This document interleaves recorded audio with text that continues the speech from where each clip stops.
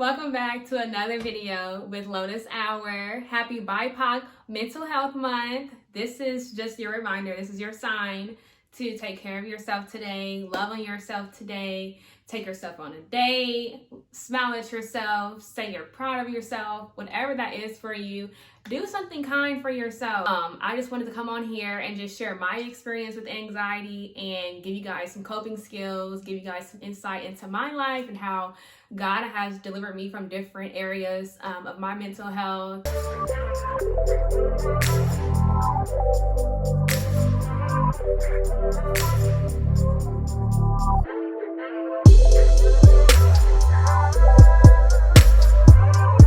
So what exactly is anxiety? So according to Google and a little bit my own definition, anxiety is a mental illness that entails feelings of worry and fear that can leave someone paralyzed or just disrupt their day-to-day activities.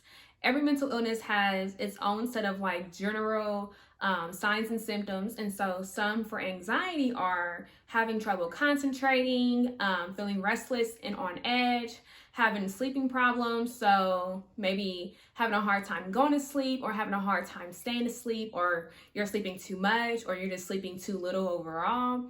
It can be physical symptoms such as stomach aches, headaches, random pains in your body. Itching is a big one. It can be feeling agitated or irritated. Let's get into my experience with anxiety, how anxiety has shown up in my life, and how I cope with it. So I'm pretty sure I've struggled with anxiety a lot longer than I've been aware of.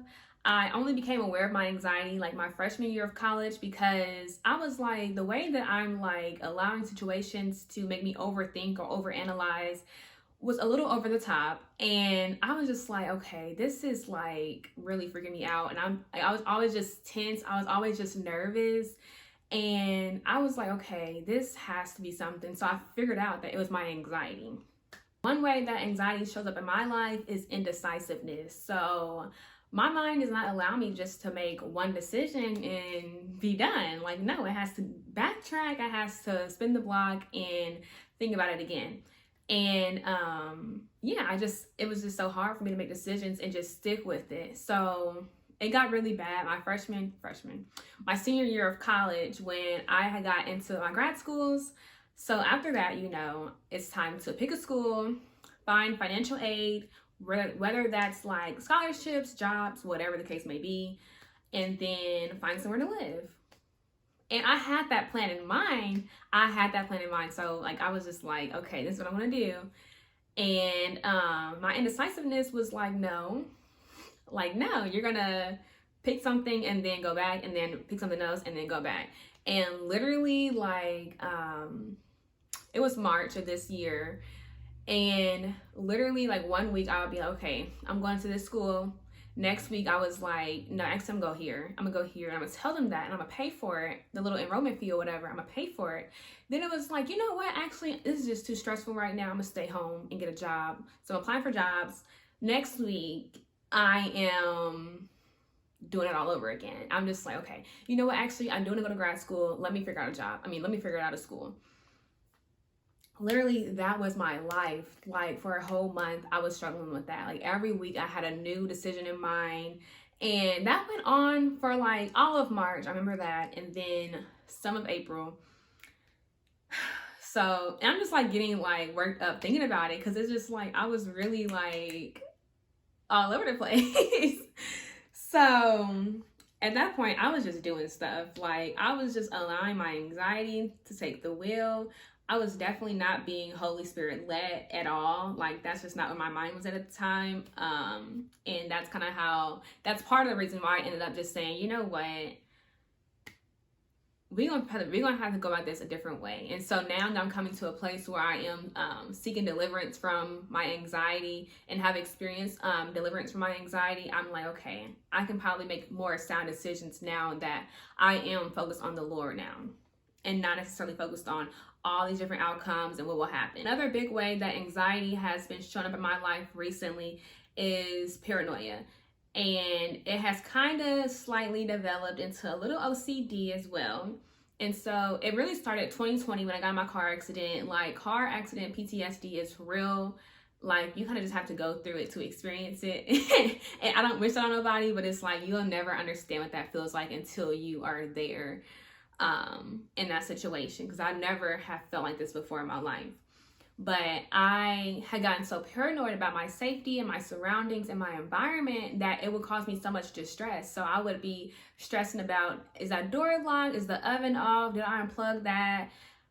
Things like that. And of course, to an outsider, it can seem like you're just, looking out for your safety, making sure, your home is okay, things like that. But internally, it's so distressing and it causes so much grief, honestly. It makes me, like, I think that was when I really felt like that stigma, I guess, I'm crazy. Like, I really felt like my mind was like, okay,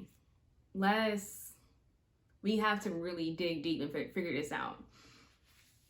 So yeah, that's basically like something I really dealt with very strongly, as I have been an anxious person. And recently I was delivered from that because I was doing Bible study with my ministry, and I wasn't even looking for this, but I came across this verse, and it's James 1 verses, I have it written down, verses 6-8, and it says, "But when you ask, you must believe and not doubt, because the one who doubts is like a wave of the sea, blown and tossed by the wind. That person should not expect to receive anything from the Lord. Such a person is double-minded and unstable in all they do." And when I read that, I was like, oh my gosh, like, that's me. Like, that is me. Like, I really have allowed anxiety and fear and paranoia to really paralyze me from making sound decisions, from allowing me to feel truly safe in my home, even though, I do know that I'm safe, I do know that I'm covered. At the same time, it's like my paranoia is not allowing me to really believe that in the moment or trust that truth in the moment. And so that really delivered me and just really gave me confidence and just really convicted me, because it's like I really was tossed, like a wave, like a rag doll. Like, I was really tossed around as I was making my decisions for grad school, as I'm, sitting here being paranoid. But I also, like, it's like I'm sitting here being paranoid, but it's like I said before, I already know the truth. So after, like, I was delivered, it's funny because God really be working. He really be, like, really trying to see, are you for real though? Like, are you really going to stick with this deliverance that I have given you? Like, are you gonna really receive that? And it was funny because I had went on a trip, and then I came back, and my roommate had been gone for like 5 days, and it's just me and her that live here. And so I was like, God, like, I feel like you're really trying to not tempt me, but, like, I don't know, I guess, like, just push me to, like, really walk in that deliverance. And so I was like, okay, God, like, bet I got it. Like, we got this. We gonna get it done. And we gonna see this through. I just felt so free. Like, I can really be me in my home. I can do what I need to do in my home. I don't have to be, nervous and walking on edge. And so I just was like, God, like, you are good. It's also funny because back to the indecisiveness, I feel like God was like, Lauren, are you really down with me though? Are you gonna really trust me through this process? Because on Monday, I had accepted a job offer. Then on Wednesday, this is all this week, on Wednesday, yesterday, a job had called me and was like, I want to interview you, stuff like that. And then a grad school had emailed me and was like, I have a tuition waiver for you. I don't know how much it was going to be. And then another grad school emailed me and was like, it's a campus job fair. Come out for like this, like, to get a job, whatever, stuff like that. Y'all, I was like, God, like, did you think I was gonna go back on my decision or what? Like, and had I not been delivered on time, I would have really told them, okay, like, I can interview with you. I can, see how much this waiver finna be. I can do it. Let's do it. Let's talk. Like, let's figure something out. And honestly, I wasn't even, like, really excited about any of it. I was just like, I already have my job, already got everything figured out. Like, this is what I'm gonna do right now. And my job is really it's not like, no job is perfect, but it's perfect for me. I'm gonna just go ahead and claim it. It's perfect for me. And so I was just like, wow, like I really am sitting here like delivered from this paranoia. I'm delivered from indecisiveness. I don't have to go back to that. And it's of course like, no healing is linear. And sometimes like, we walk out of deliverance. We walk out of the peace that God has given us, and sometimes we can stumble again. But right now I'm just like, Lord, I am walking with you. I am here. I'm gonna accept whatever you have for me. Now we can get into some coping skills. So there are, of course, positive and negative coping skills to any mental illness. Positive coping skills help you adapt and react to a stressful situation in a positive way. And it can also be called adaptive coping skills. Examples of like adaptive coping skills is like meditation, journaling, using your faith, therapy, using humor as a way to not talk about things, but using humor as a way to bring yourself joy, bring yourself laughter, because laughter is truly good for the soul. So things like that. And maladaptive or negative coping skills are ways that you respond to a situation in a negative way, of course. And that can be in the forms of denial, self-blame, escaping your problems, instant gratification. Some examples could be drinking, smoking, binge eating, getting too much sleep, denying your problems, projecting them. So some of my go-to coping skills is anxiety and also using the word, because the word helps me know what God intends for me, and anxiety is just not one of those things, so I don't have to sit in that. This journal was only $6 from Hobby Lobby. And first of all, I didn't know Hobby Lobby was a Christian store. But anyway, so I journal like dang every day. I just love journaling.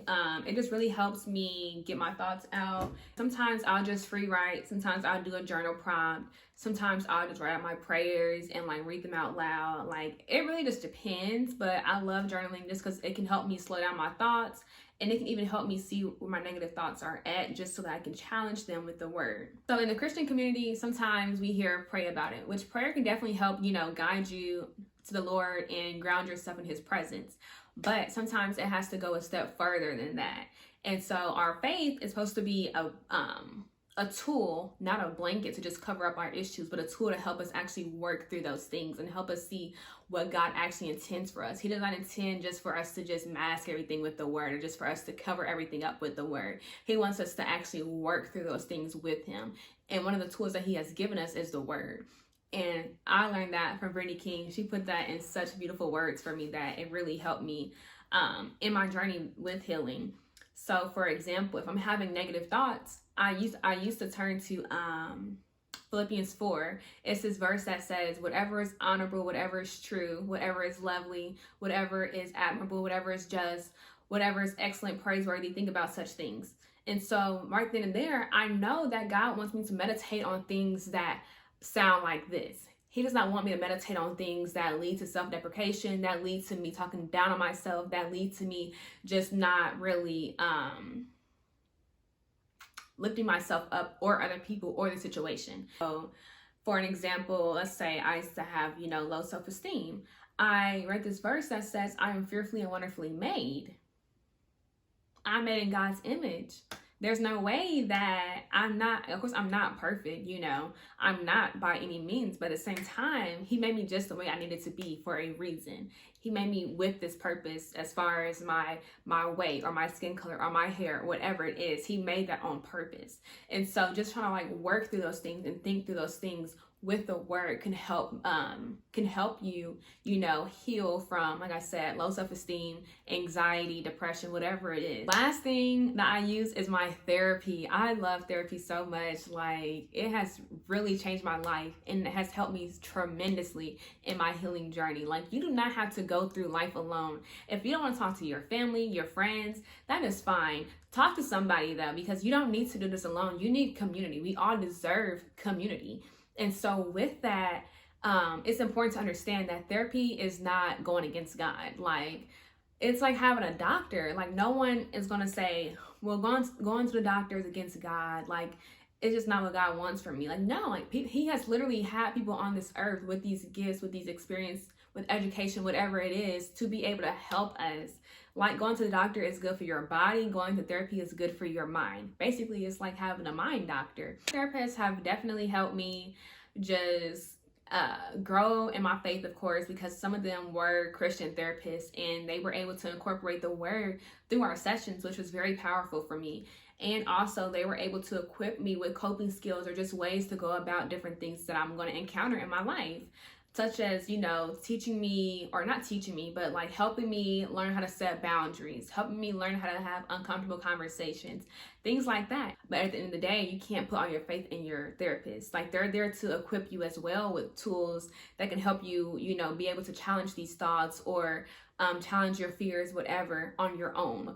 I am very excited that I was able to just take this time to just educate more people on anxiety and even help them see the ways to go about it, because sometimes people don't know. And you know, I want to be a resource, I want to be an advocate for that through Lotus Hour. So yeah, if you have any other mental illnesses that you feel like, you know, you would benefit from hearing about, or you need help finding a therapist, there are different websites such as BetterHelp, or you can just simply look up Black therapists near me, Christian counselors near me, therapists through me, whatever it is, therapists near me, whatever it is. Like, it's able to, like, you're able to find some really easy, and there are some therapy apps that can help you find a counselor with a low rate.